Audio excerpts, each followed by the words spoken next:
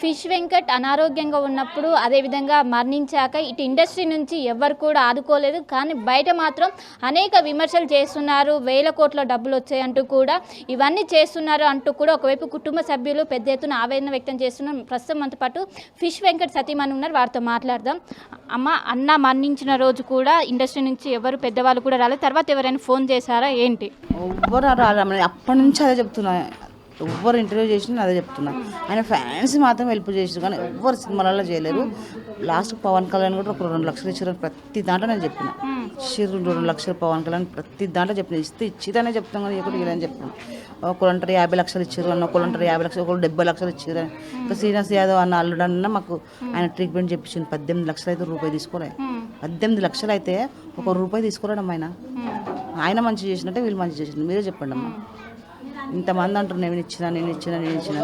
ఒక్కసారి మా ఇల్లు చూడండి అమ్మ, మా ఇల్లు చూడండి ఎట్టుందో. మా ఆయనను బతికించుకోబోతుంటుంది. ఇట్లా చేస్తారు అందరు. ఏం చెప్పాలి చెప్పు. అంటే అన్న హాస్పిటల్లో ఉన్నప్పుడు ఫండ్స్ రూపంలో చాలా వచ్చాయంటూ కూడా బయట అంటున్నారు. ఏంటి వాళ్ళకి మీరేం చెప్తారు? వచ్చినాయమ్మా, వచ్చినాయి. ఒక 3-4 లక్షల దాకా వచ్చినాయి. అక్కడ ఏడా బోడుప్పుల హాస్పిటల్లో కూడా వచ్చినాయి. రాలేవని అట్లే మా దగ్గర రూపాయలు లేవు. మా ఆయన బ్యాంక్ బ్యాలెన్స్లో 9,000 ఉన్నాయి. 9,000 మాకు ఆ రోజు ఒక్కరోజు మాకు 50,000 కట్టాలి. ఎవరు ఇస్తారు? ఫోన్లు చేసినాం, అంత ఫ్రెండ్స్ ఫోన్ చేసిన, అన్న మా ఆయన ఇట్లుండి అన్న పైసలు కట్టాలంటారు, అన్న మా ఆయన ఇట్లున్నాడు అన్న పైసలు కట్టా అంటారు అని ప్రతి ఒక్క ఫ్రెండ్స్కి ఫోన్ చేసిన. ఏ ఫ్రెండ్స్ రాలే, ఏ ఫ్రెండ్స్ చూడలే. ₹1 ఆదుకోలేరమ్మా. ఎవరో ఆయన దాంట్లో ఫోన్లో నేను చూసి ఎవరు ఏమన్నా అనుకోని అని చెప్పి ఒక్కైనా ఫోన్ చేస్తే ఒక్కైనా 25,000 వేసిండమ్మా. ఆ 25,000 మా ఆయన దగ్గర 9,000 ఆడ కొంచెం కట్టినాం. అన్న మీకు దండం పెడతాం, ఎట్లా చూడండి అన్న, నేను మళ్ళీ మా వాళ్ళు వస్తారు, మన ఫ్రెండ్స్ చాలా మంది ఉన్నారు వస్తారు, ఎవరో ఒకరు కడతారు అన్న అని చెప్పిన. ఆ ఒక్కరోజు మట్టుకే చూసిండు, మళ్ళీ ట్రీట్మెంట్ ఆపేసిండు. అక్కడ ఇచ్చిన వాళ్ళందరూ ఇచ్చినాక తర్వాత మళ్ళీ నేను రోజుకి 50,000 రోజుకి 50,000 కడితేనే ట్రీట్మెంట్ చేస్తారు. ఆడ 4,50,000 అని అంటే అన్న ఇచ్చిన వాళ్ళే, అక్కడ ఇచ్చిన వాళ్ళే 4,50,000 అక్కడ ఆ బోడుప్పలని అయిపోయాము. డబ్బులు సాయం పక్కన పెడితే పరామర్శన అట్లీస్ట్ అన్నతో పాటు నటించిన వాళ్ళు పెద్దవాళ్ళు ఎవరైనా ఫోన్ చేశారా, పరామర్శించారు, మీరు ధైర్యంగా ఉన్నామని ఏమైనా చెప్పారా? ఎవ్వరు మాట్లాడలే, ఎవ్వరు చెప్పలేమ్మా. కానీ మంచు బాబు మాత్రము మొన్న ఆయన చనిపోయిన రోజు వీడియో కాల్ చేసి నేను వస్తా మీ ఇంటికి, లేకుంటే నేను మీరన్నా మా ఇంటికి రాని ఒక మాట మాత్రం చెప్పిండమ్మా. అంతే. రీసెంట్గా సోను సూద్ కూడా కాల్ చేశారు పిఏ నుండి. వాళ్ళు డబ్బులు అందాయా? వాళ్ళు ఇస్తామని హామీ ఇచ్చారు కదా, డబ్బులు ఇచ్చారా? వాళ్ళు కూడా నేను వచ్చారమ్మా, ఇంటర్వ్యూ చేసారు, సోను సూద్తో మాట్లాడిపించారు. నేను లేను, బయట ఉన్నా అది అని చెప్పి ఆయన కూడా బాధపడ్డానంట. మేము కూడా చాలా బాధపడ్డాము. ₹1,00,000 ఎప్పుడు 2 నిమిషాలు ఇస్తాను, ఎప్పుడు నేను పొద్దున 10 అంట ఇప్పటిదాకా కూడా వేయలేడమ్మా. మరి అది కూడా ఫేక్ న్యూసా నిజమా నాకు అవుతుంది. ఇంకా చెప్పినా కూడా మా ఆయన కొంచెం గ్రాండ్గా చేయాలనుకుంటున్నా 10 రోజులు. ఎందుకంటే మేము ఏమీ చేయలేము ఆయనకు. ఇది ఒక్కటి చేద్దామని నేను అనుకుంటున్నాను. అన్ని పైసలు వాళ్ళు ఇస్తే మళ్ళీ నేను సోను సూద్ ఫోన్ చేసి మళ్ళీ నేను ఒక హెల్ప్ చేయను ఎందుకంటమ్మా చెప్పు, మీరు అర్థం చేసుకోవాలి జర. అంటే ఇంతకుముందు విన్న అన్నతో నటించిన వాళ్ళకి ఎవరికి ఆపద వచ్చినా అన్న ముందు ఉండేవారు. కానీ ఇప్పుడు అన్నకు ఈ విధంగా అయినా కూడా ఎవరు అట్లీస్ట్ పరామర్శలేదు. ఏమంటారు? అదైతే కరెక్ట్ అమ్మ. అన్న ప్రతి ఒక్కరికి సాయం చేసిండు. ఆయన దగ్గర పైసలు లేకున్నా కూడా పక్క వాళ్ళ దగ్గర అడిగి ఇస్తుండే. అట్లాంటి మనిషి కానీ ₹1 అప్పు చేసే మనిషి కాదు ఆయన. ఇప్పుడు కూడా అప్పుడు మొన్న పోయిన సంవత్సరం మేము ఇట్లా యూట్యూబ్లో పెడితే కూడా ఆయనకు నచ్చలేదు. కాకపోతే ఆయన సైలెంట్లో ఉన్నా కాబట్టి ట్రీట్మెంట్ జరిగేది. కాకపోతే అడగొద్దు అంటాడు ఆయన, చచ్చిపోతా కానీ అడగొద్దు అంటాం. అట్లాంటి మనిషి ₹1 ఎవరిని అడగడు. ఆయన పెడతాడు కానీ అడగడు. వచ్చిన వాళ్ళకి సాయం చేస్తాడు కానీ ఆ పైసలు మళ్ళీ రిటర్న్ అడగడు. ఇంకా తీసుకున్న వాళ్ళకన్నా దయచేసి కనీసం తెచ్చియాలి కదమ్మా, అట్లా కూడా ఇస్తారు. అంటే సినిమా ఇండస్ట్రీ ఫెయిల్ అయిందంట, కనుక వాళ్ళు ఎవరైనా పెద్దవాళ్ళు సాయం చేస్తుంటే అన్నకు ట్రీట్మెంట్ అందేదంటారా? పక్క అందేది. మా ఆయన బతుండే, ఇప్పుడు ఇంట్లోనే ఉంటుండే, పక్క అందుతుండే. ఒక్కోళ్ళమనే సాయం చేయలేము, చేస్తే మాత్రం మా ఆయన ఇంట్లో ఉంటుండే, కంపల్సరీ ఉంటుండే.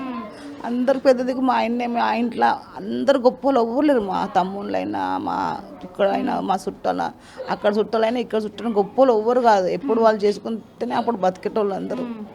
మళ్ళీ ఇక్కడ మా వాళ్ళే బతికిస్తుండే. మేము అందరూ అంతంతనే. మా ఆయననే అందరూ సాయం చేస్తాడు. కానీ ఎవరన్నా ఒక్కరు సినిమా వాళ్ళు హీరోలు అన్నా ఎవరన్నా ఒక్కరు సాయం చేస్తే మా ఆయన ఖచ్చితంగా బతుకుతుండే. అంటే రాజకీయ నాయకుల నుంచి వచ్చిన స్పందన సినిమా నుంచి రాలేదా? రాలేదమ్మా, అస్సలు రాలేదు, అస్సలు రాలే. అయినా కూడా ఇన్స్టాగ్రామ్లో ఆన్లైన్లో పెడుతూనే ఉన్నారు. అసలు ఆయన మీద ఎట్లా ఎందుకు పెట్టబుద్ధి అవుతుందమ్మా, అసలు నాకు అర్థమవుతలేదు నాకు. చెప్పండి, మీరే చెప్పండి, ఎట్లా పెడతారు అట్లా? ఇన్ని పైసలు ఇచ్చాము, అన్ని పైసలు ఇచ్చాము అంటే మేము పిచ్చోళ్ళమ్మా, వాళ్ళు పిచ్చోళ్ళు ఇచ్చేటోళ్ళు తీసుకోవడానికి. అంటే మొదట ప్రభాస్ నుంచి ఫేక్ కాల్ వచ్చింది, ప్రభాస్ 50 లక్షలు, తర్వాత చాలా డబ్బులు వచ్చాయని కూడా ప్రతి ఒక్కరు కూడా ఊహించుకుంటున్నారు, వాళ్ళకి వాళ్ళే వేస్తున్నారు. వాళ్ళకి ఏం సమాధానం చెప్తారమ్మా? అదే నాకు ఏం చెప్పాలో అర్థమవుతుందమ్మా నాకు. ప్రభాస్ దిక్కులే మాకు మొత్తం ఫేక్ న్యూస్ వచ్చింది. ఆ ప్రభాస్ సార్ చూస్తున్నారు, దయచేసి ఒకవేళ చూస్తే ఏమైనా హెల్ప్, ఇప్పుడు కూడా హెల్ప్ చేయమని అడుగుతున్నా. అది కూడా నా దిక్కులు, ఆయన దిక్కులు చేయమంటున్నా, కొంచెం ఏమన్నా సాయం చేయమని అంటున్నా. ఈ ఫేక్ న్యూస్ ఆయన పెట్టడంలో మా ఆయన బతికించుకోలేకపోయినా, లేకపోతే ఆయన పెట్టకుంటుంటే ఎవరో ఒకరు సాయం చేసేటోళ్ళేమో, మేబీ ఇచ్చేటోళ్ళేమో చేస్తున్నామో అనిపిస్తుంది నాకు. మా ఆయన ప్రాణం ఇట్లా 10 నిమిషాలు 20 నిమిషాలు పోతుందన్నాక కూడా నేను మా ఆయన ఫోన్ అట్టుకుని ఇన్స్టాగ్రామ్ చూస్తున్నా. ఇది కూడా కొత్త న్యూస్ అదైతే. మా ఆయన ప్రాణం పోతుంది 10 నిమిషాలు అవుతుంది అనగానే ఇన్స్టాగ్రామ్ చూస్తున్నా. అలా రామ్ చరణ్ ఉపసన్న ట్రీట్మెంట్ చేపిస్తారు మా ఆయన కానీ చూపించారు. నేను అప్పుడే షాక్ అయినా చూసి, ఇదేంటి మా ఆయనకి ఎట్లా చూపిస్తున్నాను, ఇది ఎంతవరకు కరెక్ట్ అమ్మా, మీరే చెప్పండి. సో 10 రోజులకు చేస్తారు కదా కార్యం, దానికి సంబంధించి ఏమైనా మేమే బాధ్యత వహిస్తాం, మేమే చేస్తామని ఎవరైనా ముందుకు వచ్చారా? అట్లా కూడా రాలేరమ్మా. కనీసం సాగు చేస్తా, దినాలు చేస్తా, 10 రోజులు చేస్తా, అట్లా కూడా వస్తారు కనీసం, అట్లా కూడా వస్తలేరు. ఇట్లా చేయకుండా కనీసం చచ్చిపోయినాక చేస్తా కూడా వస్తలేరు అమ్మాయి. సో అన్న అభిమానుల నుంచి సపోర్ట్ అయితే వచ్చిందా? వాళ్ళు ఇష్టపడే ఫ్యాన్స్ మాత్రం బాగా చేశారు. ఇప్పుడు చేస్తలేరు అమ్మ గేమ్ ఫోన్లు, ఇక అప్పుడే చేశారు. ఇక కావాలంటే మా ఆయన నంబర్ నా ఫోన్ కూడా నా దగ్గర ఉంది, చూడండి మీరు ఓవర్ వేసారు ఏందని ఉంటే కదా చూడండి కావాలంటే. అంటే ఇండస్ట్రీ ఎందుకు ఇట్లా పక్క పెట్టడానికి గల కారణాలు ఏంటి? ఏమైనా రాజకీయాలు ఉన్నాయా ఏంటి ఇందులో? ఏమో నాకు అసలు అర్థమైతే అసలు చెప్పాలంటే అసలు ప్రతి ఒక్క హీరో రావాల్సిందే. ఎందుకంటే ఆయన చేసినట్ల సినిమాలు ప్రతి ఒక్క హీరో ఆయన పెట్టుకున్న సినిమాలో ప్రతి సినిమా మంచిగా నడిచింది. అసలు ఎందుకు రాలో నాకు అసలు అదే అర్థమవుతుంది. అసలు ఫోన్ చేసి అనేది మాట్లాడలేదు ఎందుకో నాకు, అది కూడా నాకు ఎప్పటికీ అర్థమవుతుంది. అంటే చిన్న చిన్న కంపెనీలో తోటి ఎంప్లాయ్ చనిపోతేనే మనం బాధపడతాము, వాళ్ళకు ఫోన్ చేసి పరామర్శిస్తాము. అలాంటిది అన్నతో అటాచ్మెంట్ అనేది పెద్ద పెద్ద వాళ్ళతోనే ఉన్నది, కానీ వాళ్ళు అసలు ఎందుకు కాల్ చేయలేదండి? అదే నాకు అర్థమవుతుందమ్మా, నాకు అసలు అర్థమవుతుంది, అదే అర్థమవుతుంది. లేకుంటే మా ఆయనను బతికిస్తారు, వస్తారు, ఇన్ని సినిమాలు చేసిండు కదా, ఎవరో ఒకరు రాకపోతారా బతికించకపోతారు, అదొక ఊపు నాకు ఉండే. అది కూడా లేకుండా చేశారు. కానీ వస్తే మాత్రం మా ఆయన ఇవాళ నా పక్కన కూర్చొని ఉంటున్నామ్మా. సో అన్న ఇండస్ట్రీ పక్కన పెట్టిందంటారా? పక్కకి పెట్టిరమ్మా, పక్కకి పెట్టిన. మరి లేకుంటే ఎందుకు రాలేరమ్మా? ఇంతమంది హీరోతో చేసిండ్రు, ప్రతి ఒక్క హీరోతో చేసిండు ఆయన. ఏ హీరోతో చేయలేను కాదు, ప్రతి హీరోతో చేసిండు. పవన్ కళ్యాణ్ 2 లక్షలు ఎప్పుడు ఇచ్చారు? ఒక 8 నెలల కింద ఇచ్చినమ్మా. అప్పుడు కూడా ఆయన హెల్త్ బాగలేదు. ఇక్కడ షూటింగ్ అవుతుంటే ఆయనే పోయిండు, పోతే పిలిచి మరీ ఇచ్చినట్ట. అన్న వెళ్ళి కలిసారా? డైరెక్ట్ పోయి ఆయనకనే మొన్న 8 నెలల కింద పోయి ఇంకా తను పిలిస్తే లోపల పోయి కూర్చొని మాట్లాడి, నీకు ఎలాంటి ట్రీట్మెంట్ చేపిస్తే ఎవరైనా ఇస్తుర్రా, నీకు ఇష్టం నాకు చెప్పు, నేను చేపిస్తా అంటే. అప్పుడైతే ఎవరు ఇవ్వలే, కిడ్నీ ఇస్తాను రాలేదు అప్పుడు. సరే సార్ నేను చెప్తానంటే, సరే ప్రస్తుతానికి అయితే పెట్టుకో 2 లక్షలు ఇచ్చిండమ్మా. చెక్ ఇస్తే ఇంటికి తెచ్చి మా ఆయన చాలా సంతోషపడి, అంటే నాకు ఇప్పుడే నాకు 2 లక్షలు ఇచ్చిండు, ఇంకా నాకు ఇంకెళ్తే మనం లేకుండా చూస్తారని నమ్మకం ఆయనకు కొంచెం అప్పుడు అలిగింది, అది కూడా లేదు. కానీ అన్న ఎంతోమంది అభిమానులను సొంతం చేసుకున్నారు, ఎక్కడికి వెళ్ళినా ఫిష్ వెంకట్ అని అంటారు. ఇంకా వాళ్ళకి ఏం చెప్తారు మీరు? అన్న సంపాదించుకుందంటే ఏమన్నా ఉందంటే అభిమానులు, వాళ్ళకి ఏం చెప్తారు? అందరూ అభిమానులకు ఒకటే మాట చెప్తున్నామ్మా, అన్న మీకు ఎంత ఇష్టమో, అన్నకు ఒక పెద్దగా చేయాలనుకుంటున్న 10 రోజులు ఏమో సాయం చేసి మమ్మల్ని వస్తే కొంచెం పెద్దగా చేయాలనుకుంటున్నా, అందరూ రావాలని కూడా చేస్తే అదొక్కటి నేను కోరుతున్నామ్మా.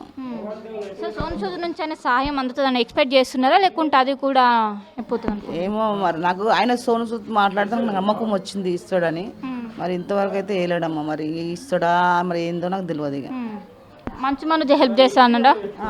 అంటే వస్తా అన్నాడు, మరి అది కూడా తెలియదు నాకు. వస్తా, ఇంటికి వస్తా, లేకపోతే మీరైనా మా ఇంటికి రండి అన్నీ అయిపోయినాక అని చెప్పిండు, అది తెలియదు. ఇంక వీళ్ళిద్దరు తప్ప ఇంకెవరు లేరు, ఎవరు ఇండస్ట్రీ నుంచి కాలారు ఇక్కడికి రాలేదు? లేదు, ఇంక అన్ని ఫేక్ న్యూస్లే, ప్రతి ఒక్కటి ఫేక్ న్యూసే. వీళ్ళిద్దరు తప్ప అంత ఫేకేనా? ఇంకా అంత ఫేకే, ఇద్దరు మాత్రం అతను మాట్లాడారు కాబట్టి నేను చెప్తున్నాను. అతను మాట్లాడలేదు, ఫోన్లలో మాట్లాడి, వీడియో కాల్లో మాట్లాడారు, అట్లా కొంచెం నమ్మకం వచ్చింది. అది దేవుని దయ. కానీ ఇప్పటిలాగా అన్నతో పాటు చేసినటువంటి వాళ్ళు కూడా ఇప్పుడు ఇదంతా చూసి మేము కూడా ఇండస్ట్రీలో ఉన్నప్పుడు మాది కూడా ఇదే పరిస్థితి అని కూడా వాళ్ళు కూడా అనుకున్న సిచ్యువేషన్ ఇంకా అండగా నిలబడదని అనుకుంటారు ఇండస్ట్రీ. ఏమమ్మా ఇక నాకు తెలియదు ఇక అవన్నీ మనం పెద్దగా అవన్నీ ఏం పట్టించుకోం. మా ఆయన నాకు అవన్నీ నాకు తిప్పలేడు, చూడలేడు, చేయలేడు. ఆ షూటింగ్లో అసలు ఆయనకి ఎంత పేమెంట్ వస్తుందో కూడా నాకు చెప్పలే.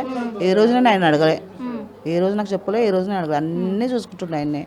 ఇంకా నేను అడగలేను దీని విషయం. మీతో మాట్లాడేటప్పుడు అన్నకు ఇండస్ట్రీ పైన ఎలాంటి అభిప్రాయం ఉండేది, ఇండస్ట్రీ గురించి ఏమైనా చెప్పేవాళ్ళ? నాకు వినాయక్ ఇష్టము, శ్రీహరి నాకు God father, Vinayak God father అని ఎన్ని ఇంటర్వ్యూలు ఇచ్చింది చూసారమ్మా మీరు. మన ఆయన గాడ్ ఫాదర్ వచ్చి ఒక్క సాయం చేయలేడమ్మా, ఒక్క సాయం చేయలేడు. ఆయనకు తెలుస్తుంది మా ఆయనకు బొక్కల ఆది సినిమాలో బొక్కిరిగింది ఇట్లా, బొక్కిరిగింది ఇట్లా, అయినా కూడా ఇంతవరకు సాయం చేయలేడమ్మా. వచ్చి ఆయన చేయాలి కదా, ఎన్ని సినిమాలు చేసి ఇంకా అందరు రికమెండ్ ఇట్లా చేస్తారంట, నాకు అంత ఇవ్వాలి ఇంత ఇవ్వాలని చేస్తారంట. ఆయన అట్లా కూడా అడగడమ్మా. వినాయక్ సినిమా చేస్తే వాళ్ళు ఎంత ఇస్తే అంతనే తీసుకుంటారు, వాళ్ళు ఎంత ఇస్తారో నాకు కూడా తెలియదు, అది కూడా తెలియదు. కానీ అనుకుంటుండే ఆయన నా గాడ్ ఫాదర్, ఆయన ఇవ్వకుండా నేను చేస్తా. అట్లా చేసి మరి ఎట్లా చేసిండు నాకు తెలియదమ్మా. కానీ ఆయన కనీసం వచ్చి నేను బతికిస్తే అయిపోతుండే కదా, ఎవరిని అడగబోతుండే. ఆయన కూడా రాలే, ఆయన అసలు దాపెట్టుకోలేడు పైసలు, అస్సలు దాపెట్టుకోలే పైసలు. దాపెట్టుకుంటే ఇంత ఉండబోతున్నాం మాకు. నాకు ఇప్పుడు తెలుస్తుంది పైసలు ఏందనేది. నాకు 1,00,000 రూపాయలు కూడా నాకు ఏంది అనుకుంటుంటే ఇప్పుడు తెలుస్తుంది. దాకా కడుతుంటే 1,00,000 విలువ తెలుస్తుంది ఇప్పుడు నాకు. సో ముందు ధైర్యంగా ఉన్నామమ్మా. సో మొత్తం మీద చూసుకోవచ్చు, ఒకవైపు అన్న అనారోగ్య పాలన అయినప్పుడు అటు ఇండస్ట్రీ నుంచి అనుకున్న స్థాయిలో ఇటు ఫండ్స్ రాలేదు. ఒకవేళ ఫండ్స్ కనుక కరెక్ట్గా వచ్చుంటే ఇప్పటికీ అన్న మనతో పాటు మనలో కలిసి ఉండేవారు, కానీ అక్కడ నుండి రాలేదు. ఇంకోవైపు మరణించాక ఎవ్వరు కూడా అట్లీస్ట్ ఫోన్లో కూడా పరామర్శించలేదు. అన్న ఎన్నో సినిమాలు చేశారు, అన్న ఎన్నో హిట్లు ఇచ్చారు, అన్న క్యారెక్టర్ అనేది ఒక ముద్ర వేసుకున్నారు. అయినప్పటికీ ఎవరి నుంచి కూడా చిన్న స్పందన కూడా రాలేదు. అటు ఇండస్ట్రీ నుంచి ఒక్క సాయం కూడా అందలేదు. ఇంకోవైపు అనేక 50 లక్షలు ఇచ్చారు, 100 కోట్లు వచ్చాయంటూ కూడా ఇవన్నీ కూడా కావాలని సర్క్యులేట్ చేస్తున్నారు. ఇంకోవైపు ఇండస్ట్రీ నుంచి మాకు ఎలాంటి సహాయ సహకారాలు అందలేదు. ఇంకోవైపు 10వ రోజు దశదిన కర్మ కూడా చేసాం, ఆ రోజుకి డబ్బులు లేవు, ఖచ్చితంగా ఇండస్ట్రీ నుంచి ఎవరైనా హెల్ప్ చేయాలంటూ కూడా ఒకవైపు ఫిష్ వెంకట్ సతీమన్ అయితే ప్రస్తుతం మనతో పాటు చెప్తున్నారు. కెన్ పర్సన్ విజయ్తో కలిసి శిల్ప ఆర్టీవీ హైదరాబాద్.